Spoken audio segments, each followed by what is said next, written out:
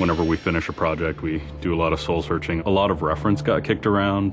The Seven Samurai, the Magnificent Seven. We talked very early on about showing off a more human approach to Spartans. I mean, we definitely focused on trying to go back to sort of the core of what made Halo CE, the Combat Evolved, the sort of phenomenon that it is. I remember my first time playing Halo, and I was in that first level, and after winding through these technical corridors, fighting aliens, and then I step out into this world, and it just opens up in front of me, and it's beautiful and alien and huge. That was a sort of seminal moment for me, and I think that's part of what we want to capture in Reach.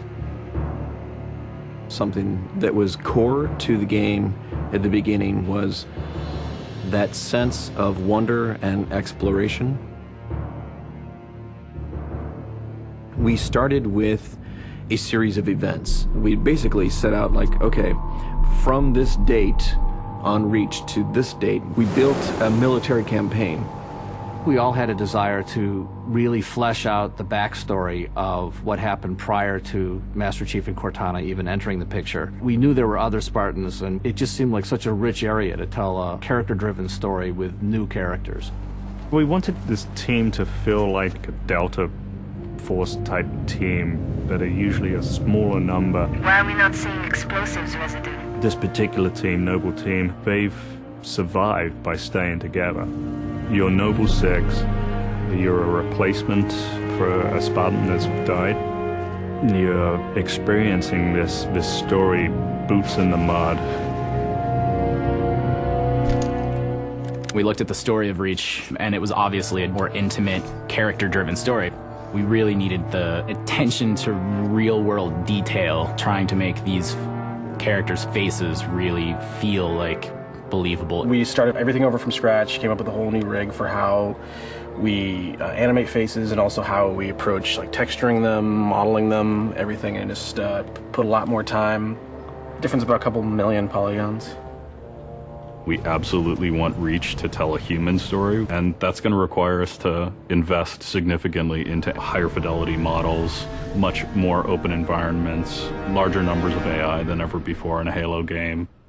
To pull off the vision for what we had for this game, we ended up gutting almost every part of the engine, retooling things to make it run faster, to make it run better, look better. We had to throw out all of our technical systems. We had to then throw out the content that went with it because that content didn't represent the new bar we were going for. Copy that, on our way. Don't need command to tell me. Been on hers half my life. Let's shoot it. We've got a great team of guys, and they could take motion capture and they could make the poses way more dynamic, way more expressive. Those changes bring out the life, they bring out the style of our characters. We had probably 4 times the amount of polygons to play with this time around, which gave us a lot more freedom and creativity in what we wanted to achieve. When you look at total engineers that are actually putting code that are actually affecting this game, I mean, it's massive, 30+ guys. It's crazy. When you shoot a rock face, you'll see sparks, rock chips, dust. In Halo 3, we had a maximum of 100 colliding particles. In Halo Reach, we have thousands. We've got much more customizable Spartans than we've ever had in the past. The number of polygons we can draw at one time has skyrocketed. It's changed the way we build things up close as well as out far. This is where Noble Team arrives, and then you're going to work your way down, all the way down these terraces.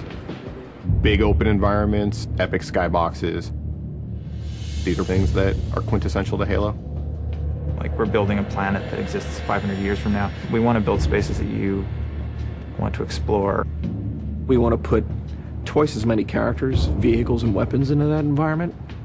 That's going to require massive improvements to the way we handle our artificial intelligence in the game. We now can put so many AI in an encounter that you can put 4 Spartans, the player, 8 Marines against 30-ish Covenant, and that's an actual serious challenge. Bringing the elites back was something that was really a true joy for us because they're such an awesome character to fight. What if the Spartans and the soldiers don't actually understand what the aliens are saying? What's that going to feel like? What if we can get back to having the aliens feel really alien and threatening? These people and this planet and this story deserves something new and different. Just a different underlying sense of tragedy, heroism. We're rebuilding everything from the ground up.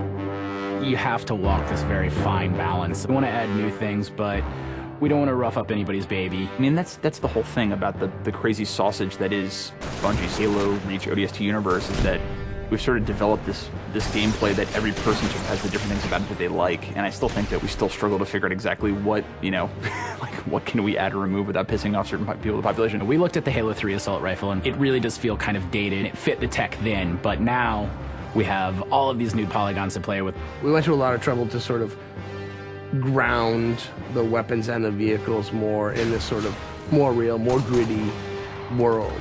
We refined a lot of the weapons to push them into their particular role, and that role is defined a lot by range and the range of combat that you're going to play. For instance, the DMR, which is a sort of medium to long range suppression marksman rifle. It's going to be a sandbox game. It's not going to be a carefully scripted game where every movement of the AI is controlled by a mission designer. It's much broader than that. It allows the player to deal with encounters in their own specific way. There's definitely going to be offhand grenade throwing. There's definitely going to be vehicles. There's definitely going to be a large number of weapons that are incredibly powerful, incredibly accurate, that allow the player to feel like a badass.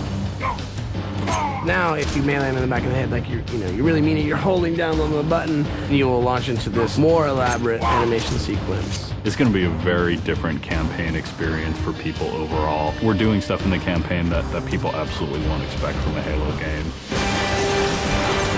Bigger battles. Brand new cast of characters. An incredibly ambitious game. Every neuron in my head is firing with just reach, reach, reach. We knew from the beginning what the end was going to be. This is the definitive Halo made by the people who created Halo.